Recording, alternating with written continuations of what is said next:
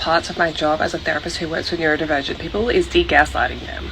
And this is how it goes. We'll have a neurodivergent person who wants to know if they're autistic or ADHD or something like that. We're doing an assessment, and I always assess trauma. I use 3 different measures to look at their trauma.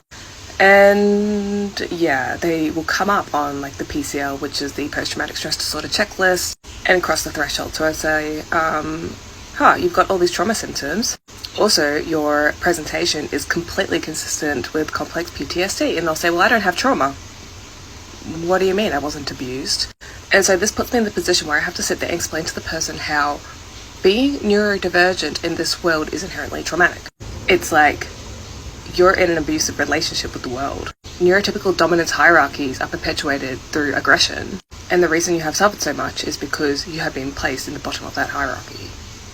When you make attempts to climb that hierarchy, your position is reinforced through aggression and other means of manipulation.